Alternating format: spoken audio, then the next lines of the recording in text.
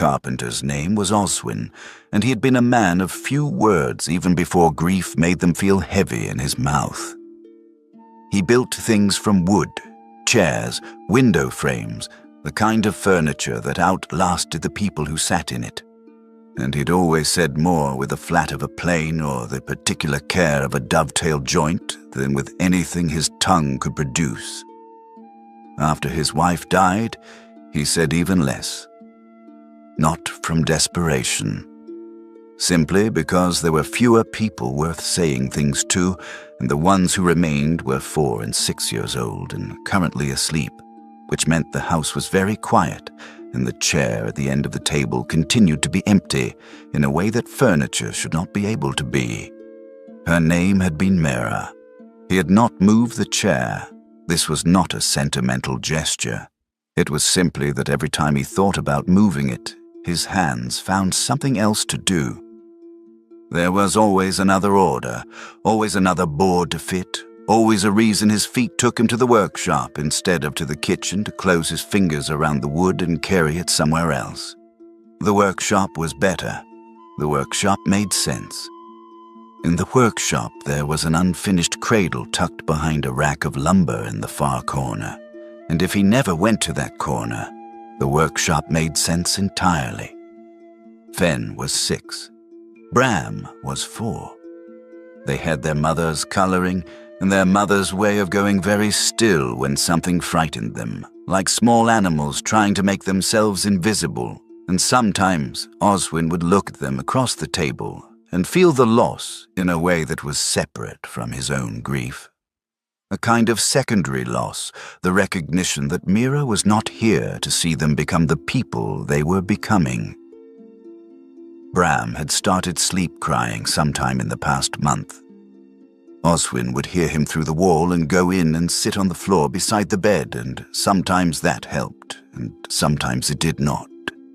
Sometimes he sat there until nearly dawn, and still Bram did not fully settle, just cycled through the surface of sleep like a man circling a locked house, and Oswin would be at the workshop the next morning running on 4 hours and the particular grim patience of someone who has decided that this is simply what things are now.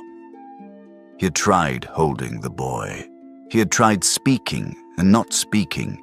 He had tried leaving the lamp, and he had tried darkness. He understood, in the abstract, that Bram was 4 years old and had lost his mother, and that the nights were simply where that loss lived, the way certain memories live in particular rooms of a house. You can avoid them in daylight, but the dark brings you back. Understanding this did not give him any additional tools for managing it. He went in. He sat. He stayed until staying was no longer necessary, and then he went back to his own bed and lay there until morning arrived. He needed someone to stay with them when work took him away from the house. He had tried 3 arrangements in the past year.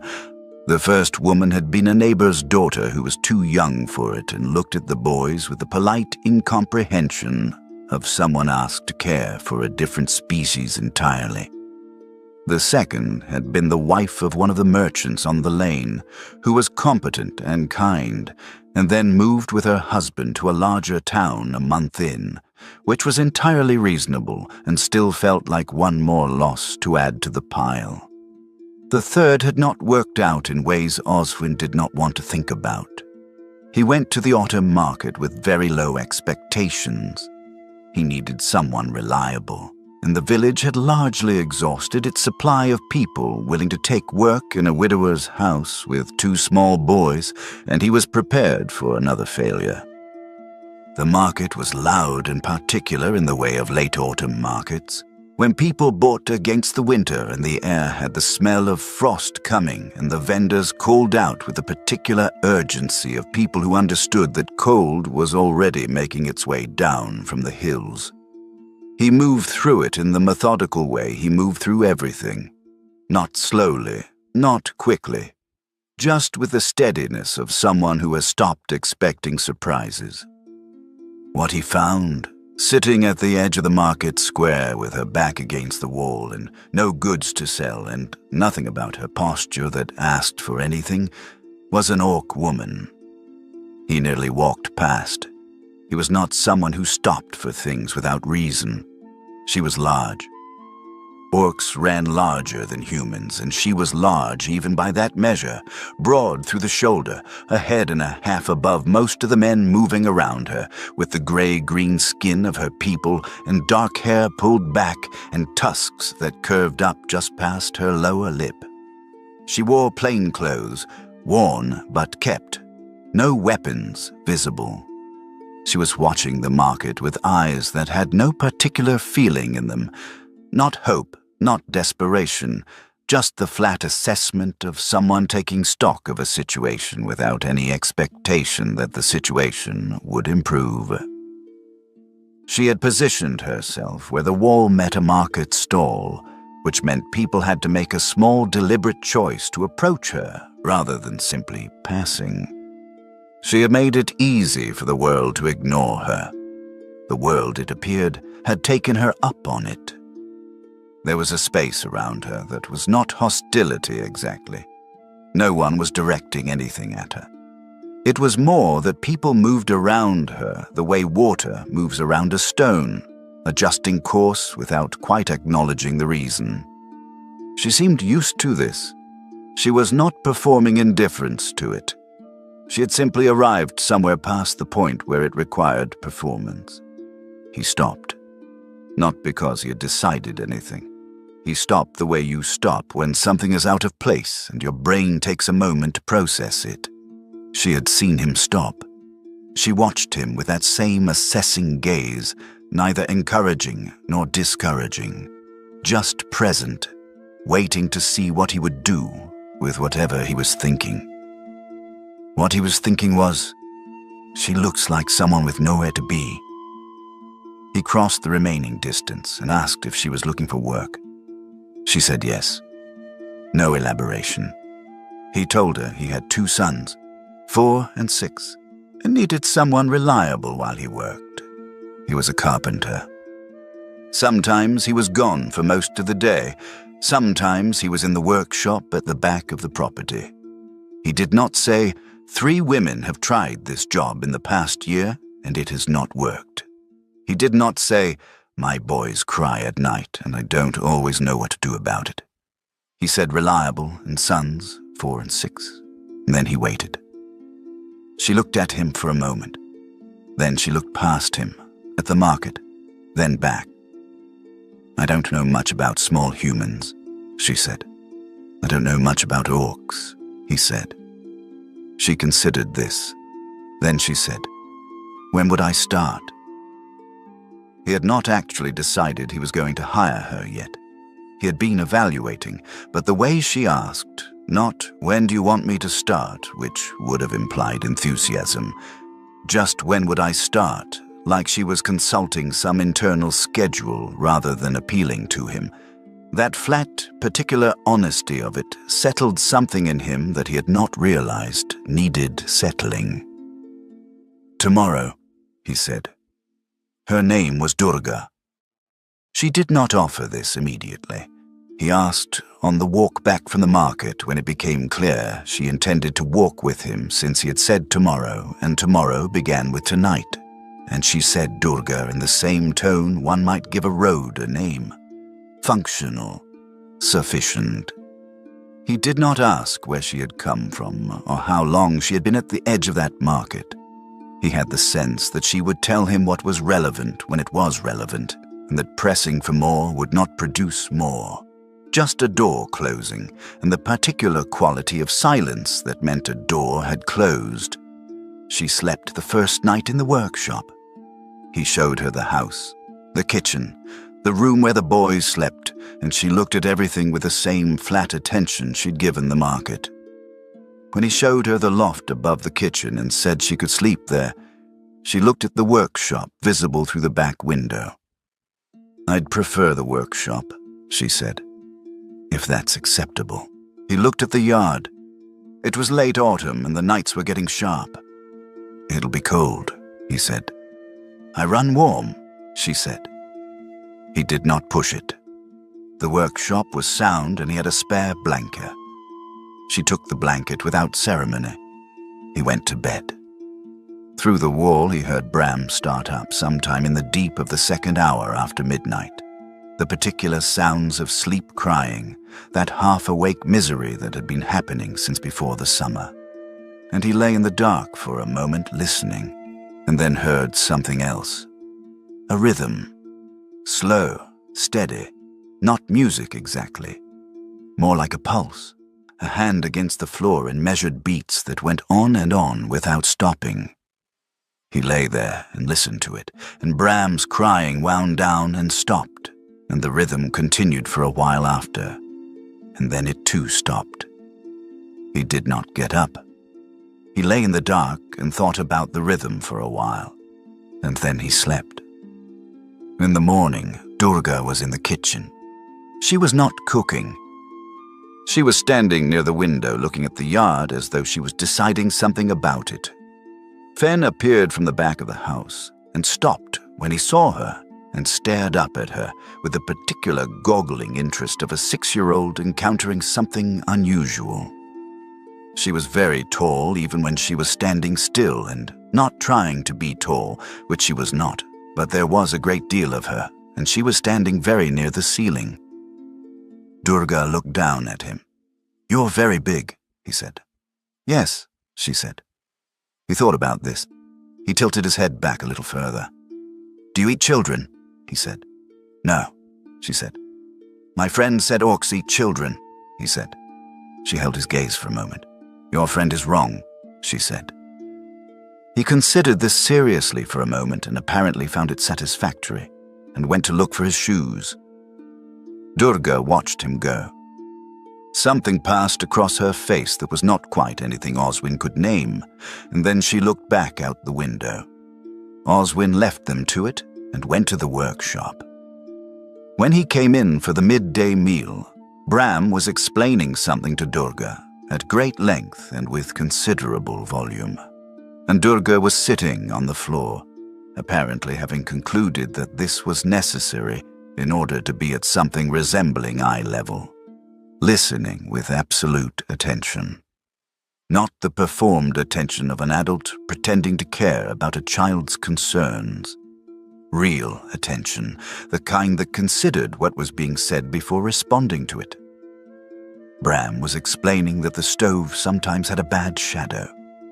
"What does a bad shadow look like?" she said. Bram described it in terms that were not entirely coherent. The shadow was dark in a particular way. It moved when the fire moved, which was wrong, because shadows that moved when the fire moved were fire shadows and those were all right. But this one kept moving after the fire stopped moving, which was the part that was not all right. She listened to the whole of it without moving. "I'll look at it tonight," she said. "Okay," Bram said. That night she looked at the corner by the stove. She moved the lamp 3 times. She pushed a basket that had been sitting there since autumn back against the wall where it belonged. She did not say anything to Bram about what she had done, but the next morning he sat down to breakfast without mentioning the shadow, and he never mentioned it again. And that was how it began. The first month she slept in the workshop and came in for meals, and moved through the house with the careful economy of someone very aware of their own size and very determined not to break anything. The boys found her endlessly interesting. Fen, who was 6 and considered himself old enough to have opinions about most things, interrogated her about orc culture with the relentless curiosity of a small scientist. He had questions about weapons, about what orcs ate, about whether the tusks were useful for anything practical, about what she had done before she came here. She answered what she answered, and deflected what she deflected, and he seemed to understand, in the way children sometimes do, where the boundary was and chose to respect it. Bram followed her around, not because he needed anything from her specifically, just because she was there and she was large and her presence had a quality to it. Solidity, Oswin thought, though that wasn't quite right either. That seemed to reassure him in some fundamental way, the way a large tree in a yard can make a garden feel more certain of itself. She was not warm in the demonstrative sense. She did not hug them or exclaim over their drawings, or do any of the things Oswin had watched women do with children and wondered vaguely if he should be doing himself. She sat with them. She listened to them. When Bram had a nightmare and started crying, she went in and sat on the floor and did the rhythm thing, the slow beat of her palm against the boards, and it worked every time with the reliability of something that simply understood how fear moves through a small body and what it needs to quiet. When Fen fell out of the tree in the back garden and came in with a cut on his arm, she looked at it carefully and told him exactly what she was going to do before she did it. Wash it, press it, bind it. And he watched her with wide eyes and did not cry once. She learned things about them with the methodical attention she brought to everything. She learned that Fen needed to understand the reason behind a rule before he could follow it with any consistency, and that arguing with him about this was less productive than simply explaining. She learned that Bram needed advance warning before transitions, before meals, before bed, before any change in the shape of the afternoon, and that without it, he would resist in ways that added 15 minutes to every task and satisfaction to no one. She learned that the two of them together amplified each other in ways that were sometimes useful and sometimes like trying to manage a single, extremely loud and undirected force of nature. She managed all of this without appearing to manage it, which Oswin noticed and was impressed by and did not say. She did not tell them she cared about them. She showed up. Oswin noticed this the way you notice the change in the air before a storm. Not the storm itself, just the particular quality of the light. He did not do anything with the noticing. There was nothing to do with it. She was here to work, and she worked, and in the evening she went back to the workshop, and he sat at the table with his drawings, and the house was quiet in a different way than it had been before. Not the hollow quiet of absence. A different kind. The quiet of a house with a fire banked properly and children genuinely asleep rather than just still. The second month, he set a place for her at the table for the evening meal without saying anything about it. He did not announce it or frame it as an invitation. He simply put down a fourth bowl when he put down the other three, and he did not look up when she came in from the yard and paused briefly before sitting down. She sat down and ate without commenting. The boys were pleased in the particular loud way of small children who want to communicate that they have noticed something even though they have been told not to make a fuss. Bram kept looking at the place setting as though it might disappear. Fen, who was older and therefore capable of subtlety, merely sat up slightly straighter and asked Durga to pass the bread with more formality than the situation strictly required. She passed the bread. The meal continued. That was all that happened, and it was enough. Sometime in that same month, she stopped returning to the workshop at night and began sleeping in the loft above the kitchen. He had to travel at the beginning of the third month. A fence commission 2 villages over, 3 days. And when he came back, Bram ran to meet him and told him in great detail about an evening Durga had caught a moth in the kitchen. The moth catching itself was apparently not the interesting part. The interesting part was that when the moth got away the first time, Durga had said something in Orcish that Bram was now cheerfully repeating phonetically, with the confidence of someone who has learned a word whose meaning they do not entirely know. And Fen had asked what it meant, and Durga had said it was an Orcish word for when something goes wrong in a way that is annoying but not serious, and they had spent the rest of the evening constructing a list of things that fit this description. The list included stubbed toes, soup that was too hot, rain when you didn't want it, and the moth. Oswin listened to all of this. He did not ask about the trip or whether anything had needed attending to. He ate his supper and heard about the moth and the orcish word and the list, and at the end of it, Bram climbed into his lap with the automatic confidence of a 4-year-old who has never doubted he would be received, and Oswin held him and thought that the house felt not better exactly. Different. Like a room after someone has opened a window. He thought about the first time he had come back from work to this house after Mira died. How it had looked exactly the same from the outside, and how wrong that had felt. That a house should look unchanged when the person who had animated it was gone. He thought about that and looked at the lamp and the table, and Fen telling Durga something now, something that had happened at the well that afternoon, and he thought, it looks like a house that someone lives in. Not the same someone, but someone. Oswin did not plan for it to happen. He was looking for a particular length of board, and he did not think about where the boards were stored, just moved toward them by the habit of 2 years, and then he was in the corner, and the cradle was there. It was not finished. It was 3/4 made.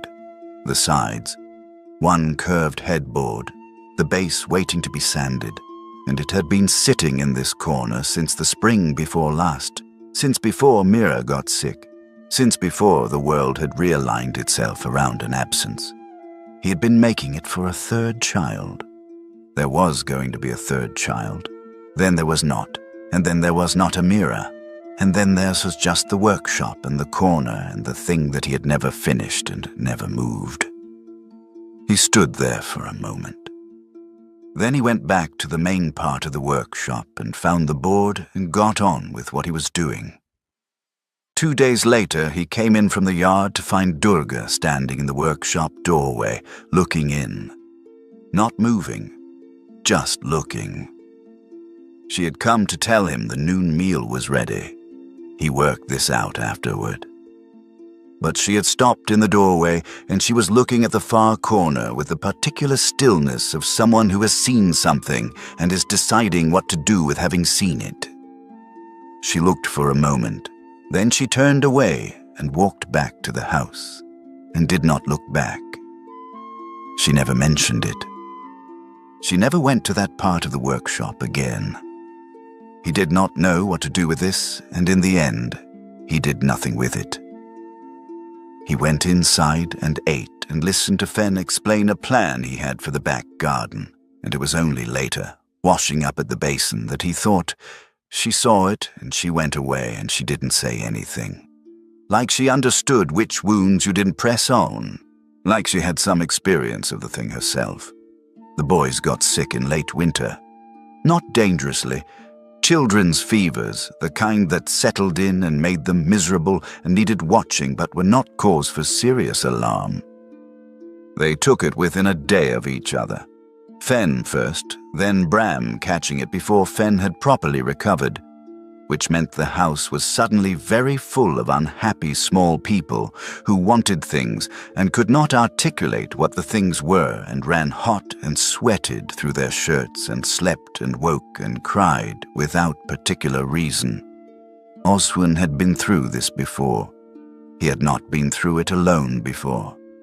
He sat with Fen through the first night, the older boy who kept waking with the disorientation of fever, not quite sure where he was, not quite sure what was happening, needing someone there simply so the dark had another person in it. Oswin changed the cloth on his forehead twice and talked to him in the low, steady way you talk to someone who is frightened in a half-sleeping way, and eventually Fen's breathing deepened and he stayed down. In the morning, exhausted, he had just got both boys settled when he heard movement in the kitchen and came in to find Durga at the fire.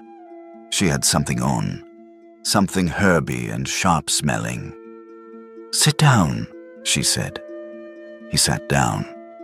She put a cup in front of him. He looked at it. "What is this?" he said. "For the throat," she said. "Drink it."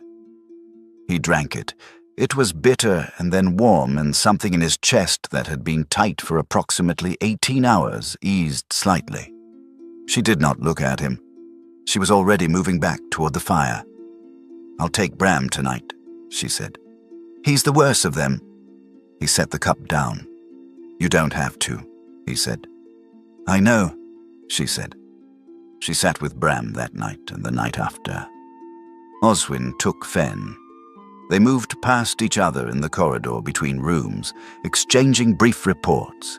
Sleeping now, fevers down a little, had some water, and once, coming out of Fen's room very late, he found a cup sitting on the small table by the door. Still warm. She must have put it there in the last half hour. He had not heard her move. He stood in the corridor for a moment and looked at the cup and thought about how the house had been for the past year, all the nights he had managed alone, the specific texture of being the only adult in a building, the way minor catastrophes, a child vomiting, a nightmare, a fever spiking in the deep of the night, had a different weight when there was no one else to share even just the knowledge of them. He thought about all of that, and then he drank the tea standing in the dark corridor and went back to Fen. He thought about saying something when he saw her in the morning. He did not say anything. He thought she understood. Spring came and the boys recovered, and the world thawed in the slow way of villages on the edge of forests. Mud first, and then green. Bram started spending most of his outdoor time following Durga around the yard as she did whatever needed doing, chattering continuously about things that were only loosely related to each other. She listened to all of it. She occasionally asked questions clearly designed to follow the thread of the conversation wherever it was going, which it turned out was quite far. One afternoon, Oswin came around the corner of the house and found them both sitting in the dirt. And Durga was showing Bram how to braid a cord from strips of leather, and Bram was making the cord go in the wrong direction entirely, but with great determination. She was patient in the way of someone who expected things to take a long time. She never rushed him. She did not tell him he was doing it wrong. She showed him the correction and waited. Fen came and sat down too. At some point, Fen asked if she would teach him as well. She said yes without ceremony and shifted to accommodate him, and they were 3 in the dirt, the 2 boys and the Orc Woman, who was very large and very serious about the matter of correct braiding technique, and the afternoon light came at the low angle of late spring and made everything look like it had been there a long time. Bram held his cord up and it immediately unraveled. He did not seem troubled by this. He started again. At some point, Oswin became aware that he had been standing at the corner of the house for some time watching all of this, and he should probably go back to whatever he had been doing. He went back to the workshop. He did not go to the far corner. One evening in the spring, she said something to the boys in Orcish. Not to him, to the boys. He was at the table with his drawings, and she was telling them something. A story of some kind, her voice lower and more cadenced than usual, and the boys were listening with the particular stillness of children who don't understand the words, but understand that something real is being said. The sound of the language itself was unlike the common tongue, rounder in some places, harder in others, full of long vowels that seemed to carry more weight than the words he was used to. He listened to it without moving. When it was done, she switched back to the common tongue and told them to go wash for bed, and they went. He looked up from his drawings. "What was that?" he said. She glanced at him. "A story about a river," she said. "My mother told it." He held the question for a moment before asking it. "Will you tell it again sometime?" She looked at him for a moment. Then she said, "Maybe." It was Fen who gave her the bird. The bird was a small carved wooden swallow. Oswin had made one for each of the boys when they were born. Fen's was the swallow, Bram's was a fish, which had made perfect sense at the time in a way he could no longer entirely reconstruct. The swallow had lived on the windowsill of the boys' room for as long as Fen could remember, smooth from being picked up and held, the tail feathers worn where small fingers had worried at them. One afternoon, Oswin came in from the workshop to find Durga standing in the middle of the kitchen, holding it, looking at it with an expression he could not read. She had large hands. The bird was very small in them. She was holding it with the particular, careful attention of someone not entirely sure what to do with what they have been given. Fen appeared behind her. "I gave it to her," he said helpfully, "so she wouldn't be lonely." Durga looked at the bird.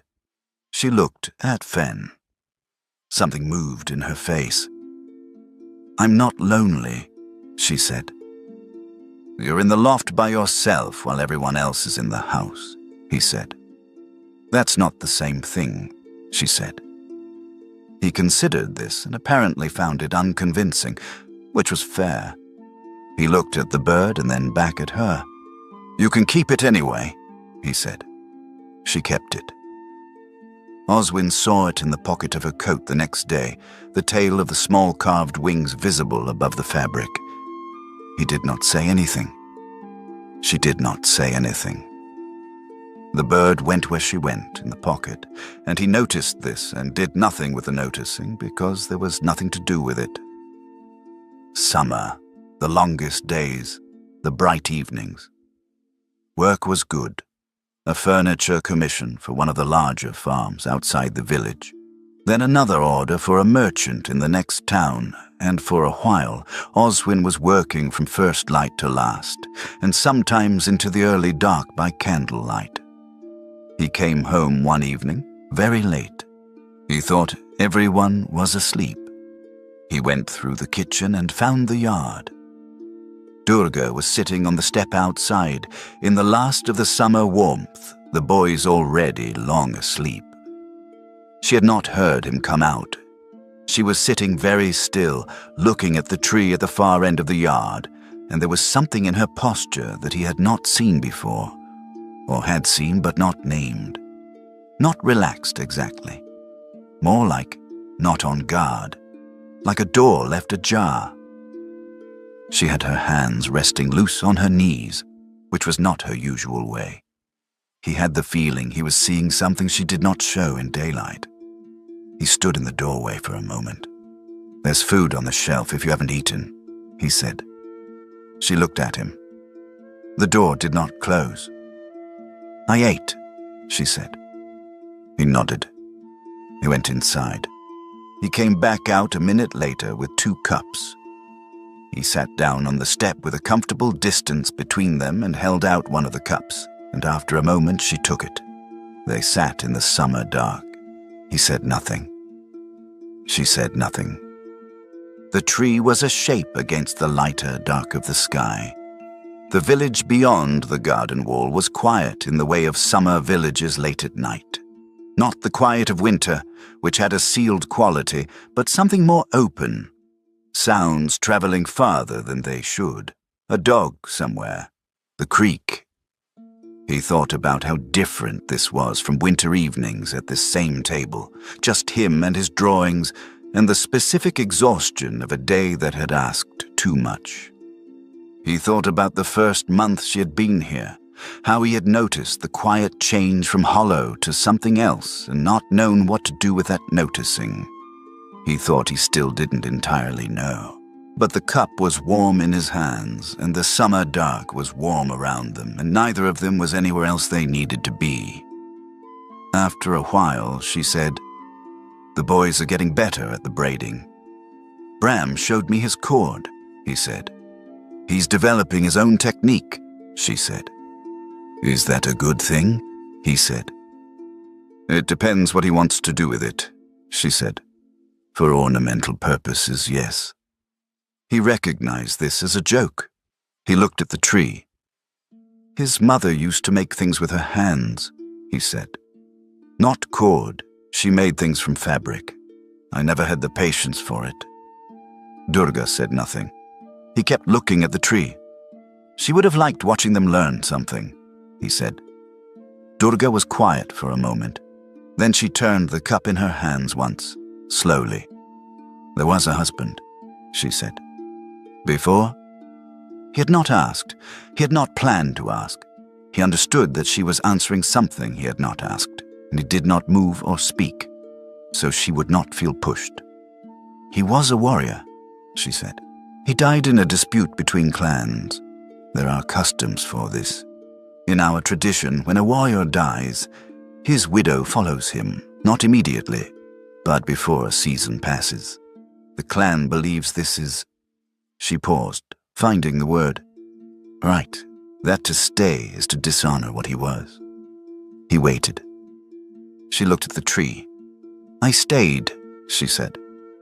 He was quiet. She was quiet.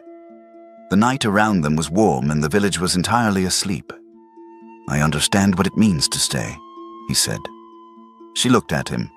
Not in the same way, he said, but the inertia of it. You're supposed to keep moving and you don't, or you're supposed to stop and you don't. Everything else seems to know what you should do. You just stand there. She was watching him. Mira died in the winter, he said. I kept going to the workshop because I didn't know what else to do. That's not courage. It's just not knowing where else to put yourself. She was quiet for a long moment. She looked down at the cup in her hands. Vrathka, she said. He turned toward her. What? He said. There's a word, she said. In our language. For what you just described. Staying alive when you were told, by custom, by loss, by your own mind, that you had no right to. Some of my people think it is strength. Some think it is a kind of failure, a refusal of the proper form of things. She looked at the tree. I have thought about it for a long time. I don't know which they're right about. He turned the word over quietly. He tried to say it. Close, she said. The th is softer. She touched the back of her throat briefly without looking at him. He tried again. Yes, she said. That's it. They sat in the quiet for a while longer. The tea was finished. He stood, and she stood, and they went inside, and he thought that he had not talked that much to anyone in over a year, and it had felt, somehow, like not talking at all. The woman came first. Her name was Serta, and she was no one's enemy.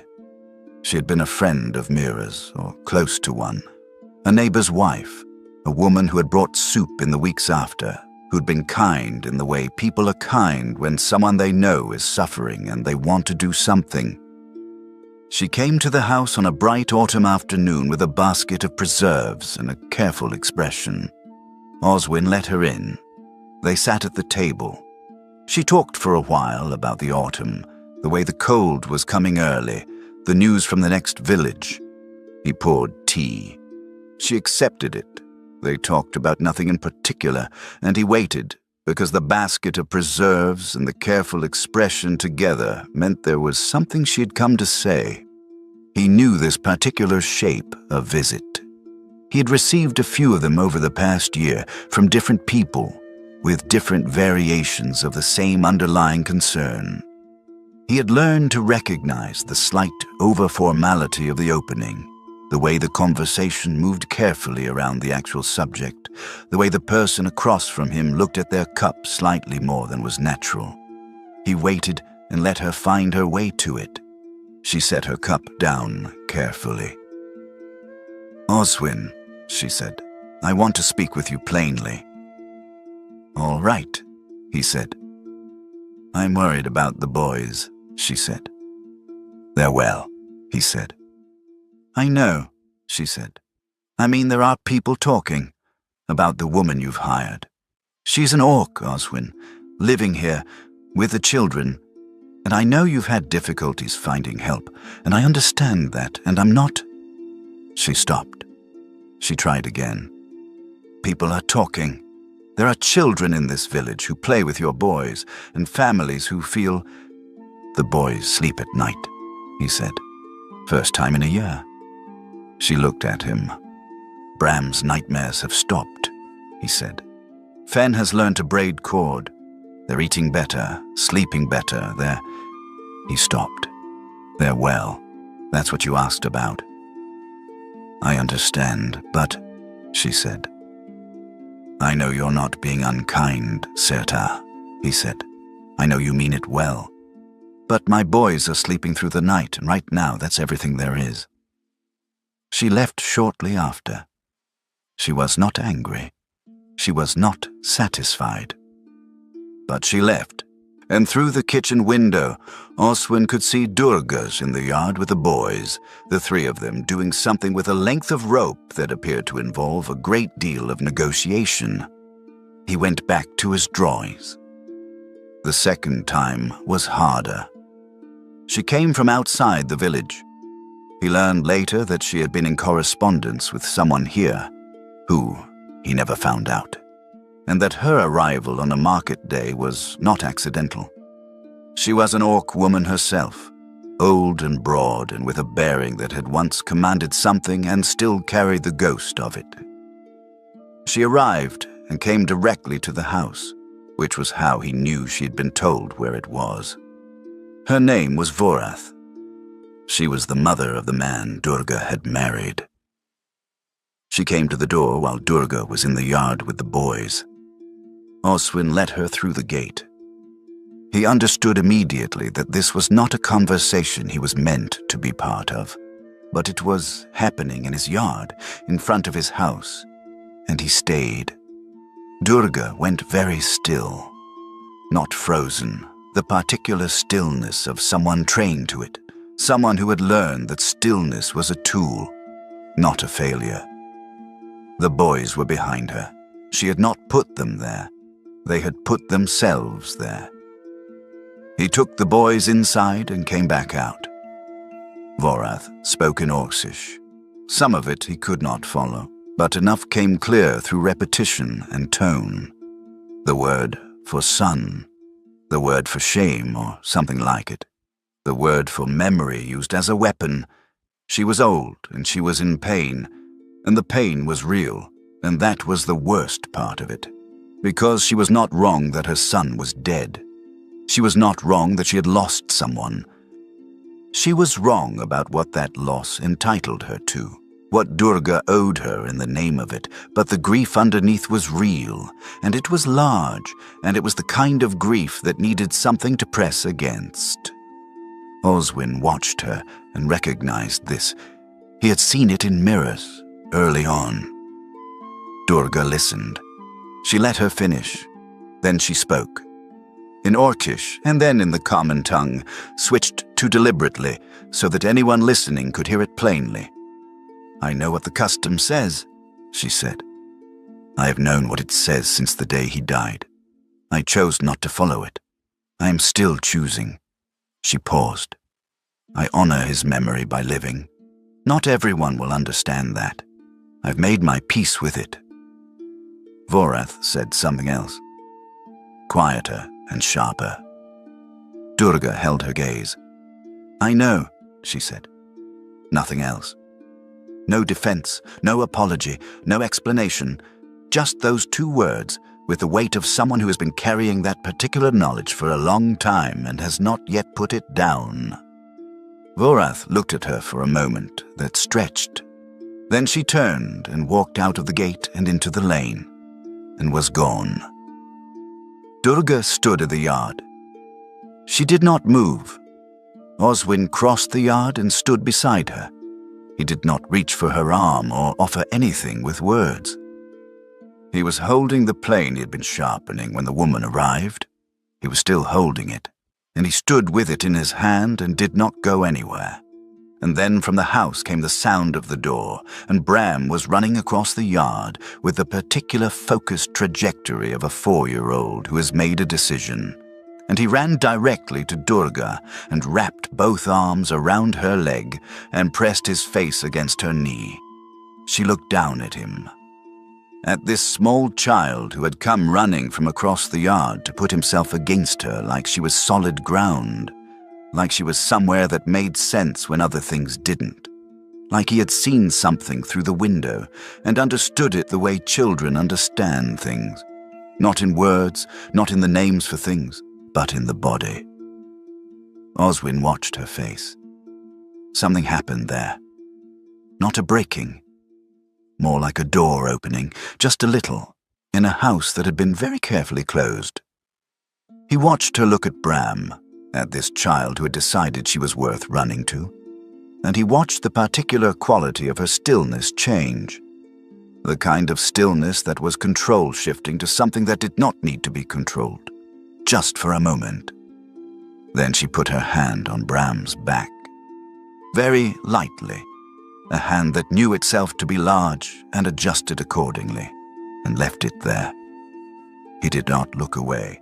He thought she needed someone not to look away. The winter came. The work commission came with it. A week's travel to a larger town to the northeast. Furniture for a wealthy household. More than he could build in his own workshop without their equipment. The kind of job that came twice a year if he was fortunate, and that kept the household through the cold months. He accepted it. He told Durga. "How long?" she said. 10 days, he said. Possibly 12. "All right," she said. He stood at the table with his hands resting on it. "I need to know the boys," he said. "I know what you need," she said. He was quiet for a moment. This was different from the times he had been away for a day or 2 or 3. This was further, longer, outside the reach of anything he could do about it if something went wrong. He looked at her. She looked back at him, and he thought of how she had found the boys in the first month, and the cup of tea left in the dark corridor, and the rhythm of her hand against the floor, and he thought, she will know what to do. He left on a clear morning. The air had that particular quality of early winter, dry and very still, everything edged, the light coming flat across the frost. And his breath showed in front of him when he crossed the yard. Fen was upset in the private way of a 6-year-old who thought that being upset was something to be managed, not shown. He stood in the doorway with his arms crossed and his jaw doing the thing it did when he was working to keep his face in order. And Oswin crouched down and looked at him directly and said he would be back in 10 days and that Fen was old enough now to keep track of the days himself. This was true, and Fen knew it was true, and being addressed as someone old enough to manage things helped, slightly. Bram cried openly for 5 minutes and then, apparently, moved on. Oswin hugged them both and looked at Durga over their heads, and she looked back at him. And there was something in it that was not a conversation but was more than a look. Then he went. He thought about them every day. He thought about Bram and the shadow by the stove and whether the rhythm worked without someone to do it. And then he thought, it will work. She will sit on the floor in the dark and beat time on the boards, and Bram will sleep. She has done it 40 times. She will do it again. He came home on the 11th day. He came around the lane toward the house and heard voices before he saw anything, and he stopped. She was in the yard with them. She was telling them something. Not a story, something more immediate, something that required demonstration with her hands. And both boys were watching her with the absolute riveted attention of children for whom this is the most interesting thing that has ever happened. He stood at the gate and watched. Bram was asking something. Fen was looking at his own hands, trying to replicate something she had shown him. The boys noticed him first. Bram came running. Fen followed at the dignified pace he had adopted recently as part of becoming 6.5. Durga looked at him from across the yard.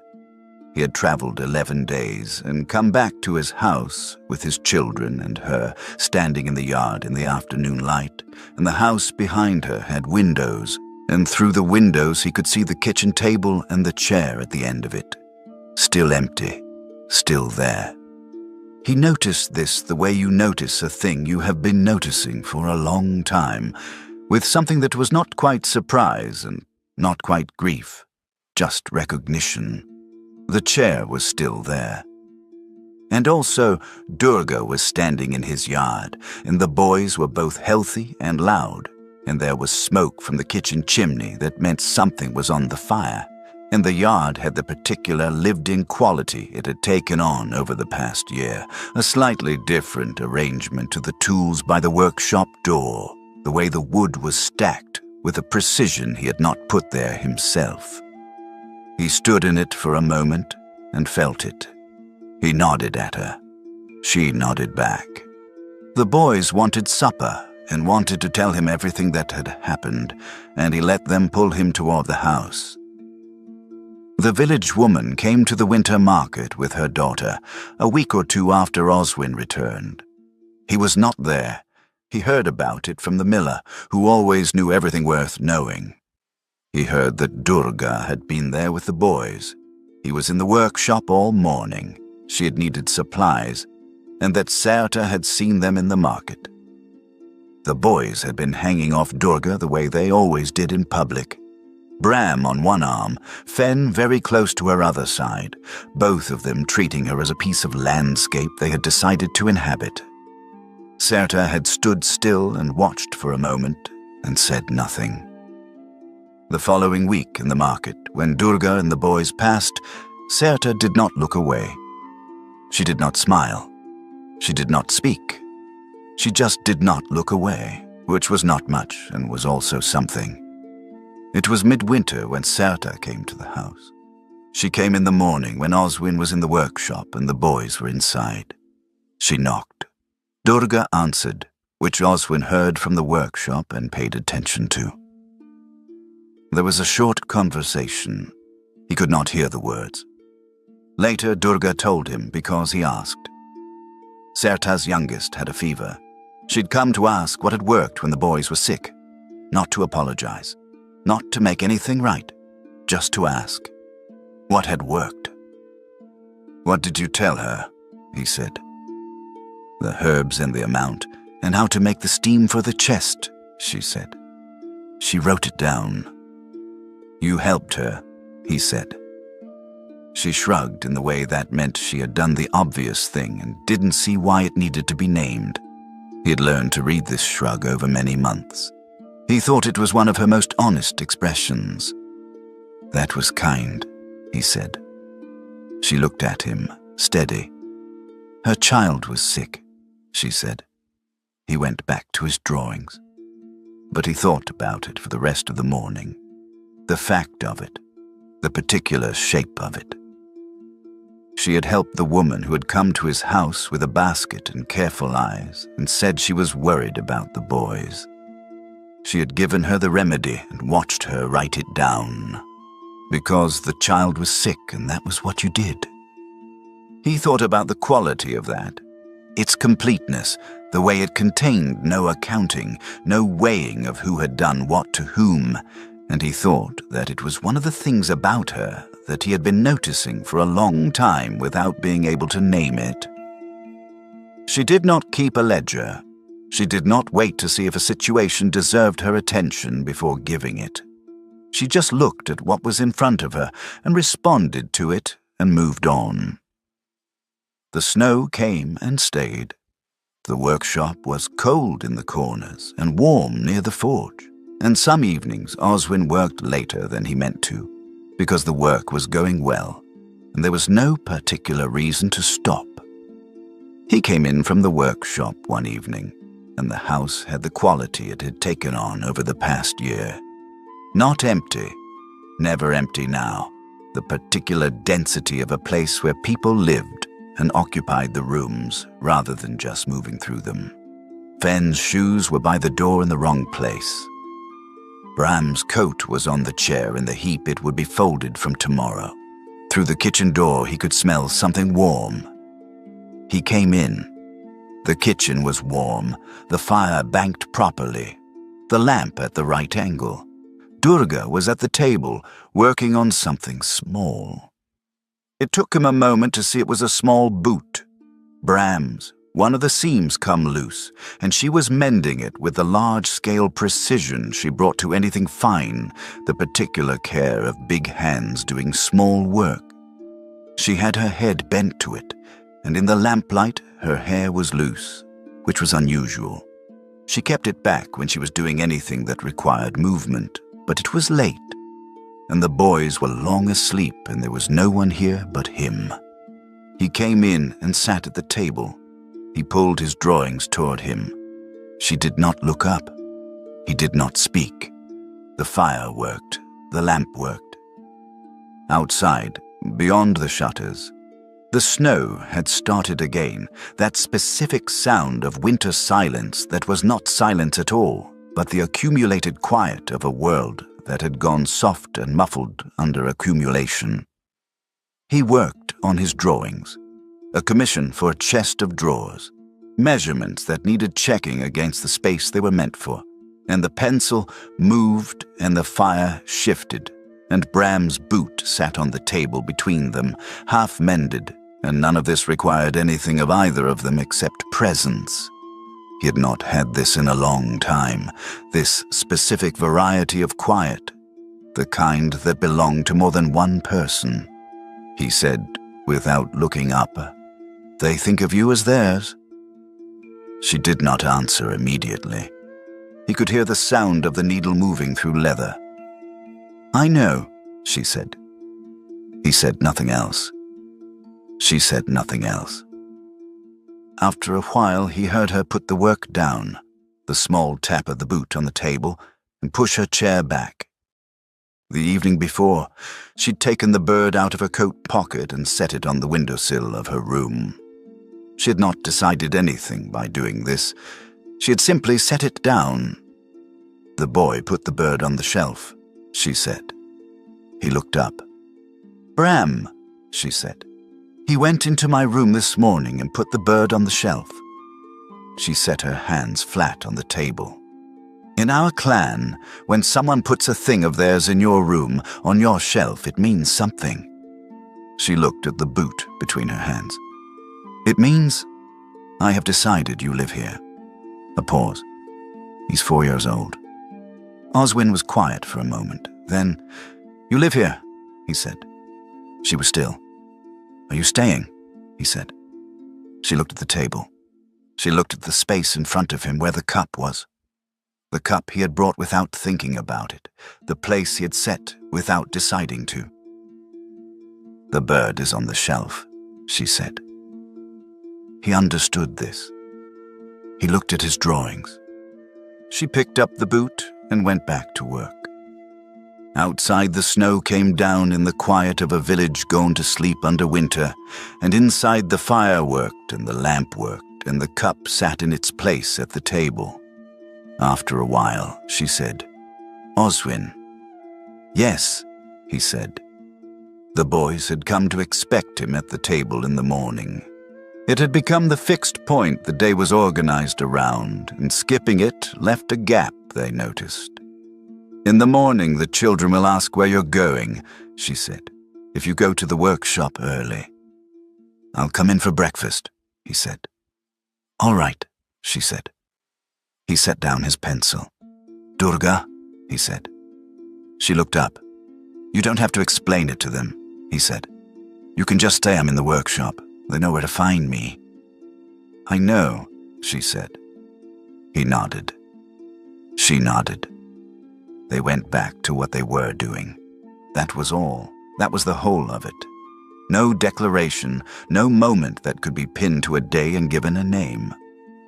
A bird on a shelf in a small room above a carpenter's yard, at the edge of a forest, in a village that had been slowly, grudgingly, unevenly, finding its way to something like acceptance.